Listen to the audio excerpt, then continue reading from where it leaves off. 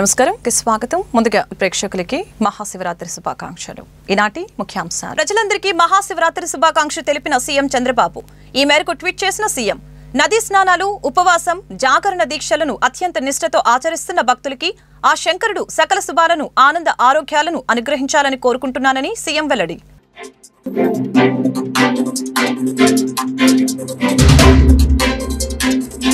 బంటూన్ పాత శివాలయంలో స్వామివారిని దర్శించుకున్న డీసీపీ సరిత గంగా సమేత మల్లేశ్వర స్వామివారిని దర్శించుకొని పూజించుకోవటం తనకెంతో ఆనందాన్ని కలిగించిందని డీసీపీ వెల్లడి ప్రజలందరికీ సీఎం చంద్రబాబు మహాశివరాత్రి శుభాకాంక్షలు తెలిపారు నదీ స్నానాలు ఉపవాసం జాగరణ దీక్షల్ని అత్యంత నిష్ఠలతో ఆచరిస్తున్న భక్తులకి ఆ శంకరుడు సకల శుభాలను ఆనంద ఆరోగ్యాలను అనుగ్రహించాలని కోరుకుంటున్నాను అంటూ చంద్రబాబు ట్వీట్ చేశారు మహాశివరాత్రి పర్వదినం రోజున వన్ టౌన్ పాత శివాలయంలోని శ్రీ గంగాపురం సమేత మల్లేశ్వర స్వామివారిని దర్శించుకొని పూజించుకోవటం తనకెంతో ఆనందాన్ని కలిగించిందని ఎన్టీఆర్ జిల్లా డీసీపీ కేజీవీ సరిత ఐపీఎస్ ఆనందాన్ని వ్యక్తం చేశారు మహాదేవుని ఆశీస్సులు ప్రజలందరిపైన ఉండాలని స్వామివారిని కోరుకున్నాను అని తెలిపారు ప్రతి ఒక్కరూ ఆధ్యాత్మికత చింతన కలిగి ఉండాల్సిన అవసరం ఉందని చెప్పారు ఆలయంలో ఏర్పాట్లపై ఆమె సంతృప్తి వ్యక్తం చేశారు శివరాత్రి పర్వదినం సందర్భంగా మన విజయవాడ నగరంలోని పాత శివాలయంలో ధర్మరాజు మహారాజు ప్రతిష్టాపన చేసినటువంటి శివలింగం మన శివుడికి అభిషేకం అట్లనే పూజలు జరుపుకోవడం చాలా ఆనందంగా ఉంది ఇక్కడ ఈవో గారు శ్రీ షణ్ముఖం గారు వారి ఆధ్వర్యంలో విశేష పూజలు జరగటం అట్లనే శాలిగ్రామ దానం చేయటం నాకు చాలా ఆనందంగా ఉంది సో ఇక్కడ మన పోలీస్ వారు మన ఎన్టీఆర్ పోలీస్ కమిషనరేట్ లో ఉన్నటువంటి పోలీస్ వారు మన లోకల్ ఎస్హెచ్ఓ గారు వీరు పటిష్టమైనటువంటి బందోబస్తు చేయడం ప్రజలకు ఎక్కడ ఎటువంటి అసౌకర్యం కలగకుండా లా అండ్ ఆర్డర్ ఇష్యూస్ కూడా లేకుండా ప్రజలందరూ భక్తులందరూ కూడా ఈ మహాశివరాత్రి పర్వదినం చాలా విశేషంగా పూజించుకోవడం శివుడిని ఆరాధించుకోవడం అభిషేకాలు చేయడం చాలా ఆనందంగా ఉంది అక్కడ మహాకుంభమేళాలో ఇవాళ చివరి రోజు ఆ శివుడు అనుగ్రహం అందరికీ కుటుంబ సభ్యులందరికీ పిల్లలకి అందరికీ మంచి ఐశ్వర్యాన్ని ఆరోగ్యాన్ని ఇవ్వాలని అనుగ్రహం అందరికీ ఉండాలని మహాశివరాత్రి పర్వదినం సందర్భంగా అందరికీ శుభాకాంక్షలు తెలియజేసుకుంటున్నాను మహాశివరాత్రి పర్వదినం సందర్భంగా దేశవ్యాప్తంగా శివాలయాలు భక్తుల రద్దీతో కిటకిటలాడుతున్నాయి వంటంలోని పాత శివాలయానికి తెల్లవారుజామున 2 గంటల నుంచి భక్తులు పోటెత్తారు స్వామివారి దర్శనానికి వచ్చే భక్తుల రద్దీని దృష్టిలో పెట్టుకుని ప్రత్యేక ఏర్పాట్లు చేశామని ఆలయ ఈవో నటరాజన్ షణ్ముఖం స్పష్టం చేశారు మహాలింగోద్భవ కాలం తర్వాత అర్ధరాత్రి 12 గంటలకి ఆ తర్వాత స్వామివారి కళ్యాణం అత్యంత వైభవంగా నిర్వహిస్తున్నామని చెప్పారు దేవస్థానం పాత శివాలయం నందు స్వామివారి దర్శనార్థం తెల్లవారుజామున 3 గంటల నుంచి అభిషేక కార్యక్రమాలు ఏర్పాటు చేయడం జరిగింది భక్తులందరూ కూడా పవిత్ర కృష్ణానది తీరాన స్నానమాచరించి స్వామివారిని దర్శించుకోవడానికి ఎంతో ఆనందోత్సవంగా ఉన్నారు భక్తులు ఎక్కడా కూడా అసౌకర్యం గురి కాకుండా ఉండేందుకు దేవస్థాన కార్యనిర్వహణాధికారి మా ఈవో గారు అలాగే స్పెషల్ ఆఫీసర్ అయినటువంటి సుజన్ గారు దేవాదాయ కమిషనర్ గారి ఉత్తర్వుల మేరకు ప్రత్యేక క్యూ లైన్లు ఏర్పాటు చేయడం అలాగే సాధ్యమైనంత శక్తి మేరకు ఉచిత క్యూ లైన్లకి ఎక్కువ ఇంపార్టెన్స్ ఇవ్వడం అలాగే 20 రూపాయల లైను 50 రూపాయల లైను 200 రూపాయలు అభిషేక ప్రత్యేక దర్శనం కూడా భక్తులందరూ కూడా త్వరగా దర్శనం చేసుకుని బయటికి వెళ్తున్నారు అలాగే చంటి పిల్లలు వయోవృద్ధులు ఎక్కడ ఇబ్బంది పడకుండా ఉండేందుకు దేవస్థానం క్యూ లైన్ లో మంచినీటి సౌకర్యం ఏర్పాటు చేయడం జరిగింది అలాగే పాలు వేడివేడి పాలు కూడా ఇవ్వడం ఏర్పాటు జరిగింది ఉచిత ప్రసాద వితరణ కార్యక్రమం కూడా చేయడం జరిగింది ఉదయం 11 గంటల నుంచి సుమారుగా 3000 నుంచి 3500 వరకు భక్తులకు అన్నప్రసాద వితరణ కార్యక్రమం కూడా దేవస్థానం వారు ఏర్పాటు చేయడం జరిగింది సాయంత్రం 6:30 వేదసభ కార్యక్రమం ఉంటుంది రేపు ఉదయం 5 గంటల దాకా ఈ యొక్క వేదసభ కార్యక్రమం ఉంటుంది అలాగే రాత్రి 11:30 స్వామివారికి ఉద్భవించినటువంటి లింగోద్భవ కాలంలో స్వామివారికి 1008 లీటర్లతో చెరుకు రసంతో అభిషేకము అలాగే 108 లీటర్లు ఆవు పాలతో అభిషేక కార్యక్రమం 151 కిలోలు చక్కెరతో అభిషేకము జరుగుతుంది భక్తులు ఆధ్వర్యంలో ఇదే సమయంలో స్వామివారికి గంగా బ్రహ్మరాంబ మల్లేశ్వర స్వామివారి సహిత భద్రకాళి వీరభద్రేశ్వర స్వామివారికి ఒకే వేదికగా కళ్యాణం జరగడం ఎంతో అంగరంగ వైభవంగా ఉంటుంది భక్తులందరూ కూడా ఈ యొక్క కార్యక్రమాన్ని వేదసభ అలాగే లింగోద్భవ కాల అభిషేకము స్వామివారి కళ్యాణము చూచి మీ యొక్క కోరికలు నెరవేర్చుకోగలరని చెప్పి భక్తులందరికీ విన్నవించుకుంటున్నాము. అలాగే భక్తులు సుమారుగా ఇప్పటి వరకు కూడా 15,000 నుంచి 20,000 మంది భక్తులు దర్శనానికి వచ్చారు. ఇంకా వస్తూనే ఉన్నారు. సుమారుగా సమయం 12 గంటలు అవుతుంది. అయినా కానీ క్యూ లైన్లన్నీ ఒకసారి మనం గమనించినట్లయితే గనక భక్తులు హరహర మహాదేవ శంభో శంకర అంటూ ఓం నమ శివాయ అనే నామంతో మారుమ్రోగుతూ ఉన్నాయి. సుమారుగా ఇంకో 2 గంటల పట్టుకు ఇదే జనాలు కంటిన్యూ అవుతారు. సుమారుగా రాత్రి దాకా ఈ యొక్క ఈశ్వరుడికి లింగోద్భవ కాలం అంటారు. పరమేశ్వరుడు అదే ఆ వాగర్త వ్యవసంపంతో వాగర్త ప్రతిపత్తయే జగత పితరం ముందో పితరం మందే పార్వతీ పరమేశ్వరం వాళ్ళ ఆది దంపతులు. శివుడు ఎప్పటి నుంచో ఉన్నాడు కాబట్టి ఆయనకు అంతం ఆది అనేది లేదు. కానీ మన కోసం ఆయన ప్రతి యుగంలో కూడా ఆవిర్భవిస్తున్నాడు. అందుకనే లింగోద్భవ కాలంలో విశేషంగా ఆయనకు అభిషేకం అత్యంతంగా మా నటరాజన్ షణ్ముఖం గారు ఆధ్వర్యంలో మా ఈవో గారు విశేషంగా భక్తులకి అన్ని ఏర్పాట్లు మా వాళ్ళ పాలక మండలి వర్గం కూడా ఏ లోటు లేకుండా భక్తులకంతా కూడా మన డిపార్ట్మెంట్ వారు కూడా విశేషంగా భక్తుల్ని చల్లగా లైన్ లో తీసుకొచ్చి వాళ్ళకంతా సదుపాయాలు చేసి వాళ్ళకి విశేషంగా అన్ని సదుపాయాలు చేసి వాళ్ళకి వాళ్ళ సహాయ సైవాకరణ ప్రకారంగా మా ఈవో గారు విశేషంగా చేస్తున్నారు. నటరాజ షణ్ముఖం గారు అనేది విశేషంగా ప్రతి సంవత్సరం కూడా దేవాలయం తరపునే మన ఈ దేవాలయంలోనే జరుగుతుంది. దానికి భక్తులంతా కూడా విరాళాలు ఇస్తున్నారు. ఆ విరాళంతోనే మా దేవస్థానం వాళ్ళు విశేషంగా ప్రతి సంవత్సరం కూడా అన్నదాన కార్యక్రమం విశేషంగా చేస్తారు. ప్రతి శివరాత్రి నాడు విశేషంగా చేస్తారు. అట్లాగే ప్రతి సోమవారం కూడా భక్తులు కోరిక మేరకు ఇక్కడ విశేషంగా అన్నప్రసాద వితరణ అనేది జరగటం అనేది జరుగుతుంది. ప్రతి పౌర్ణమికి మాస శివరాత్రికి కళ్యాణోత్సవం విశేషంగా నిర్వహిస్తారు. భక్తుల వాళ్ళ కోరిక మేరకు వాళ్ళకి విశేషంగా ఇక్కడ నిర్వహించడం గారి కళ్యాణోత్సవం జరుగుతుంది.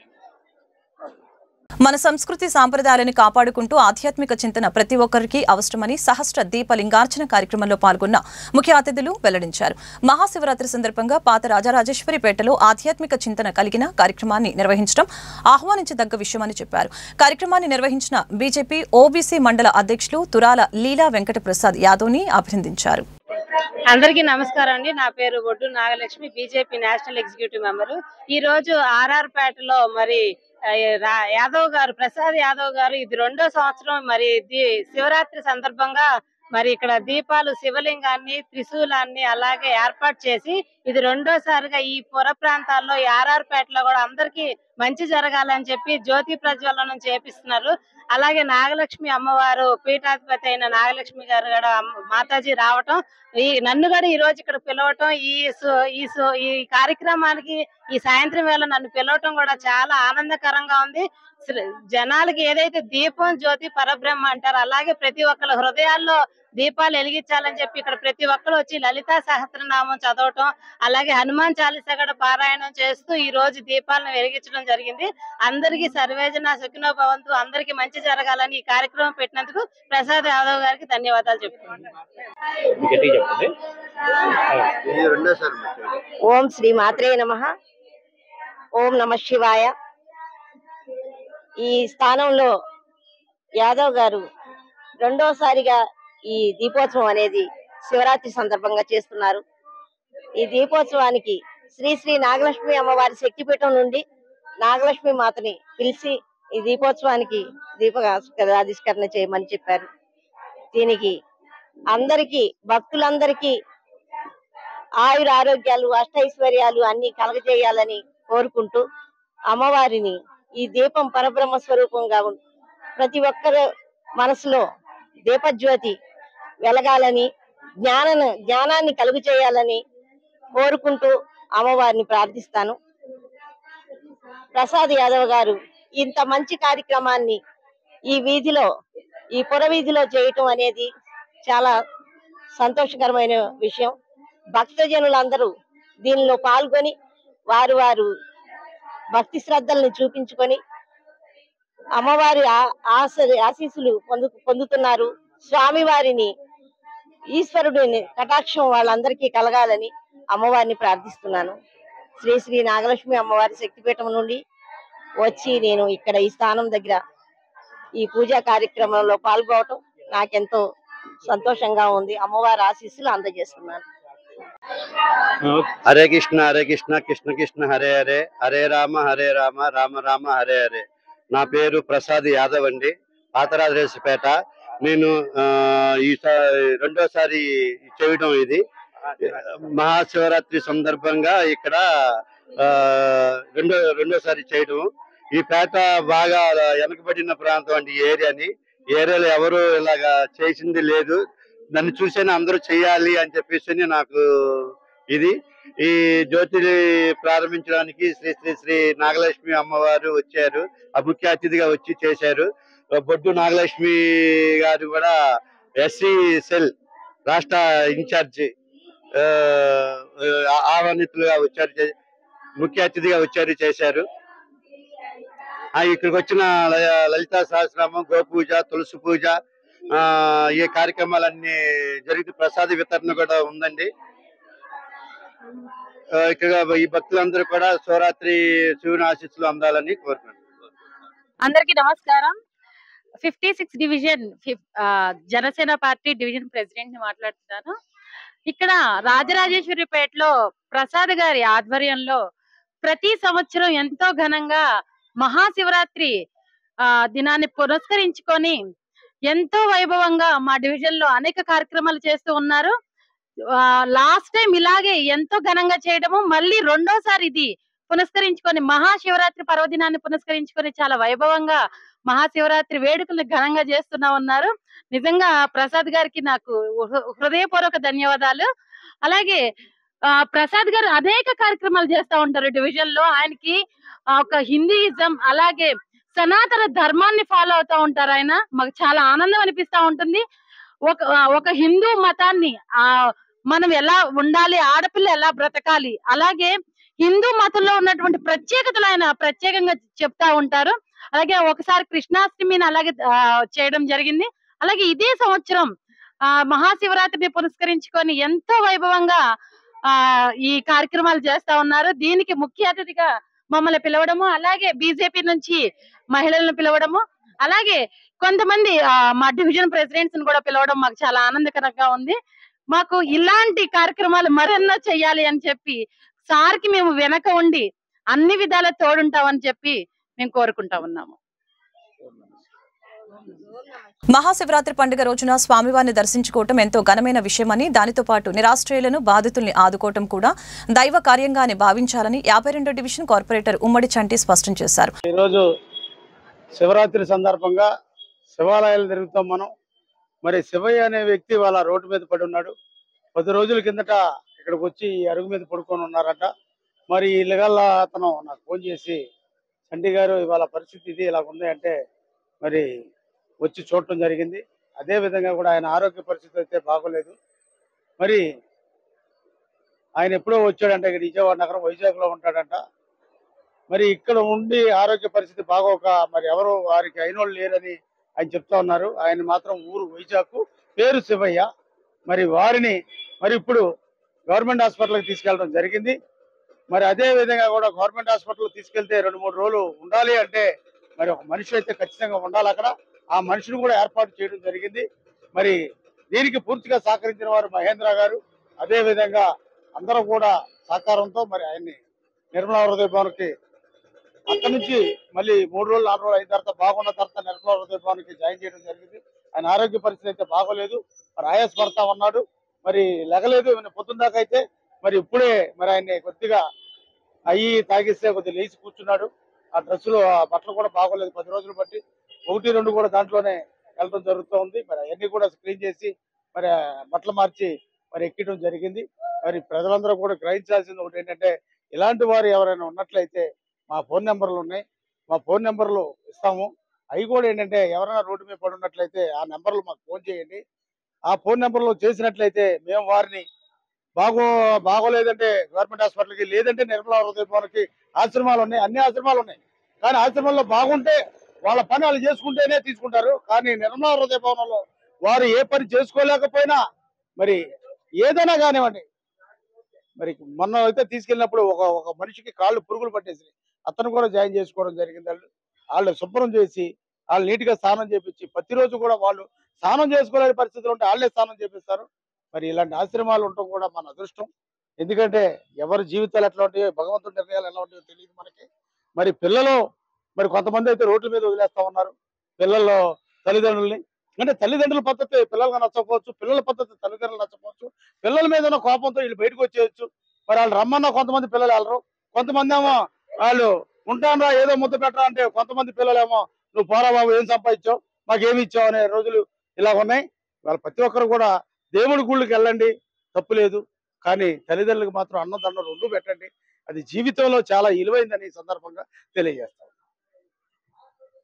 40 సంవత్సరాలుగా అద్దెకుంటూ వ్యాపారం చేసుకుంటూ జీవనం సాగిస్తున్న మాపై కుట్రపూరితంగా షాపులను జేసీబీతో ఓనర్ పడగొట్టించాడని తారాపేట పీనా మహమ్మద్ స్ట్రీట్లోని వ్యాపారస్తులు మీడియా ముందు ఆవేదన వ్యక్తం చేశారు. షాపులోని ఫర్నిచర్, సరుకు ధ్వంసమయ్యాయని, బాధ్యులైన ఓనర్పై కఠిన చర్యలు తీసుకొని తమకు న్యాయం చేయాలని కోరారు. ఈ విషయంపై 1 టౌన్ పోలీస్ స్టేషన్లో ఫిర్యాదు చేసినట్లు వెల్లడించారు. జేసీబీని తీసుకొచ్చి షాపును తగలబట్టించేశారు. ఆయన అయితే పోలీసు వారు లోపలికి వచ్చారు. జేసీబీ కానీ జేసీబీని షాపు ఓనర్ గారి పేరు మధ్యలో దామోదరం గారు. నోటీసు కానీ ఇంటిమేషన్ కానీ ఏ రకంగా తెలియజేయలేదు మాకు. సడన్ గా రాత్రి 12:40 ఆ టైంలో వచ్చి జేసీబీ లాగేసి తీసేసి మొత్తం ధ్వంసం చేసేసి మాకు ఎదురు షాప్ ఆయన సీసీటీవీ ఫుటేజ్ ఇంట్లో చూసి నాకు ఫోన్ చేశారు సార్. ఫోన్ చేసి నేను ఎమ్మటిన పరిగెత్తి వచ్చేప్పటికే బండి వచ్చేప్పటికి వెళ్ళిపోయింది. చేసి 5 నిమిషాలు పని ముగించుకొని వెళ్ళిపోయింది. తర్వాత ఇక్కడ వాళ్ళందరూ పైన చుట్టుపక్కల జనాలను అడిగారు ఏం జరిగిందంటే, ఇలా జేసీబీ వచ్చిందండి, ఏంటి ఏం చేస్తున్నారు, ఏంటి ఇప్పుడు పగలగొడుతున్నారు ఏంటి అని అడిగారు చుట్టుపక్కల జనాలు. అడిగితే జేసీబీ తీసుకొని పారిపోయాడు. ఆయనతో పాటు ఇంకొక 2 వ్యక్తులు వచ్చారు, 2-3 వచ్చారంట. అది జేసీబీని కూడా అదుపులోకి తీసుకోలేదు. ఇంకా కేసు అయితే పోలీసు వారు కట్టారు, ఎఫ్ఐఆర్ కాపీ ఇచ్చారు ఇప్పుడే మాకు. జేసీబీ డ్రైవర్ని జేసీబీని అదుపులోకి తీసుకోలేదు సార్. మాకైతే ఇక్కడ డబ్బు నష్టం జరిగింది, డబ్బు పోయింది, సరుకు నష్టం జరిగింది, ఆస్తి నష్టం. నా materials water pipes, motors, GA pipe fittings, PVC fittings, ఇంటికి సంబంధించిన సామాగ్రి చాలా వరకు ఉంటుందండి. ఆ క్యాష్ ఉంది, 3 lakhs దాకా ఉంది. షాపులో మొత్తం స్టాక్ రూపంగానే ఏదన్నా 15 లక్షల రూపాయల స్టాక్ దగ్గర ఉంది.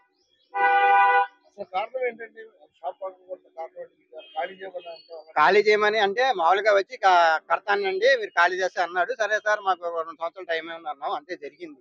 ఆయన కూడా సామరస్యంగానే వెళ్ళిపోయాడు. అది కూడా పెంచాడండి మొన్నటి నుంచి, అది కూడా పెంచిస్తామంటే దానికి ఒప్పుకున్నాడు, వెళ్ళిపోయాడు. సడన్ గా నిన్న రాత్రి మాత్రం ఈ పని చేశారు సార్. దీని గురించి అద్దె విషయంలో ఏమి వాదనలు కానీ, ఆర్గ్యుమెంట్స్ కానీ, తిట్టుకోవడం కానీ, పోరాడుకోవడం కానీ ఏమి లేదు. సామరస్యంగా పెద్ద మనుషుల సమస్యలోనే జరిగింది. అది కూడా పెంచాడు, ఒప్పుకున్నాడు. దానికి కూడా రాత్రి ఈ పని చేశారు. మాకు జీవనాధారం ఇదే. మాకు ఇది తక్షణమే మాకు ఆర్థికంగా ఈ షాపు అన్ని రకాల నష్టాన్ని మాకు పోలీసు వారు మాకు తగిన న్యాయం చేయాలని చెప్పి నేను కోరుతున్నాను. పోలీసు వారు కంప్లైంట్ తీసుకున్నారు సార్. ఎఫ్ఐఆర్ కాపీ కూడా కట్టారు, ఇచ్చారు, తీసుకున్నాం. షాపు ఓనర్ గారిని అదుపులోకి తీసుకున్నారు. కాకపోతే జేసీబీ డ్రైవర్ మాత్రం ఇంకా అదుపులోకి తీసుకోలేదు. అదొకటి. మేము 45 సంవత్సరాల నుంచి ఉంటున్నాం సార్ ఇక్కడ. మా నాన్నగారి దగ్గర నుంచి షాపు నాకు వచ్చింది సార్. ఇదే జీవనాధారం మాకు జీవనాధారం ఇదే. మాతో పాటు ఇక నేను పక్క షాప్ అయింది సార్. ఈయనేమో ఈ షాప్. మాకు అన్ని రకాలుగా కూడా మాకు న్యాయం చేయాలి సార్. షాపు పరంగా, ఆస్తి పరంగా, డబ్బు పరంగా అన్ని రకాలుగా మాకు. ఈ Vasantha diesel spares, oil engine spare parts, వైబ్రేటర్లు, ఇంజిన్ సామాన్లు అమ్ముతూ ఉంటాము. మేము 3 తరాలుగా ఈ షాప్ నడుపుతున్నాం. మా తాతగారు స్టార్ట్ చేశారు, తర్వాత మా నాన్నగారు, తర్వాత నేను ఈ షాప్లో ఉన్నాను. గత 15 ఏళ్ళుగా ఉన్నాను. 77లో షాప్ స్టార్ట్ చేశాము. అప్పటి నుంచి ఇక్కడే ఉన్నాము. ఇదే మా జీవనాధారం, ఇంకేమీ లేదు మాకు. ఇక్కడ ఎవరి మీద ఎటువంటి ప్రాబ్లం ఏమీ లేదు. మాకున్న ప్రాబ్లం వల్ల ఏంటంటే మా ఓనర్ గారితోనే. ఆయన ఏంటంటే ఆయన కాంప్లెక్స్ కడతా అంటున్నారు, కట్టుకోమన్నాం, మేమేం కాదంటలా. కాకపోతే మేము టైం అడిగాం, రెంట్ పెంచుకోమన్నాం, పెంచుకున్నారు. టైం అడిగినందుకు ఆయన ఒప్పుకున్నారు, మళ్ళీ వచ్చి ఇలా చేశారు. రాత్రి వచ్చి కాదు మేము ఇప్పుడు శ్రీను గారు అన్నట్టు ఓ 3 years అడిగారు. 3 years కాదండి, ఒక 1 year అట్లాగే మాట్లాడాలి. కానీ మా జీవనాధారం మీద దెబ్బ కొడితే మేము ఎట్లా ఉండాలి సార్? అది మా ఇబ్బంది, అంతకుమించి ఏం లేదు. మా ఇబ్బంది చూడండి, ఇలా అయితే మేము షాప్ ఎలా రేపు రన్ చేసుకోవాలి? స్టాక్ దాదాపు 10 లక్షల రూపాయల స్టాకు, 3-4 ఇంజన్లు పాడైపోయినాయి. నాది కాకుండా వేరే షాప్ వాళ్ళ స్టాకు, నాలుగు మేము సమాధానం చెప్పుకోవాలి. 1 లక్ష రూపాయల దాకా ఉందండి. అది కానీ ముందుగా తెలియపరచడం కానీ ఏమీ లేదు సార్. వచ్చాడు, మాట్లాడుకున్నాం, 1 సంవత్సరం ఆగుతానన్నాడు, 2 సంవత్సరాలు ఆగుతానన్నాడు, అద్దె పెంచుకున్నాడు, అద్దె పెంచండి జనవరి నుంచి అద్దె పెంచుకోండి అన్నాడు, దానికి ఒప్పుకున్నాము. మళ్ళీ రాత్రికి నిన్న వచ్చి ఇలాంటి పని చేశారు. ఆయన పేరు మధ్యలో దామోదరం, షాపు ఓనర్ గారి పేరు. వాళ్ళ అబ్బాయి అక్కడ అమెరికాలో ఉంటారంట సార్. వాళ్ళ అబ్బాయి ప్రెషర్ ఉంది నాకు, మా అబ్బాయి ఊరుకోవట్లేదు, మా అబ్బాయి ఖాళీ చేయించమంటున్నాడు.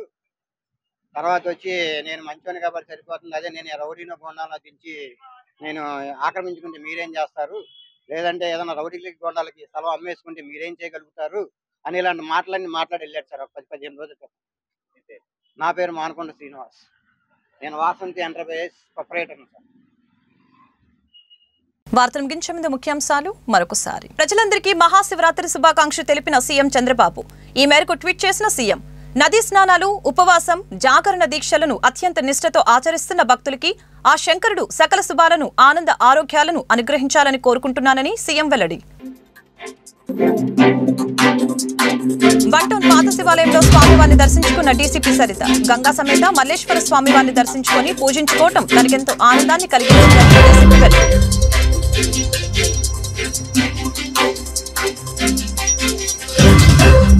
ఈ వార్తలు ఇంతటితో సమాప్తం. మరొక బులెటిన్లో మళ్ళీ కలుద్దాం. నమస్కారం.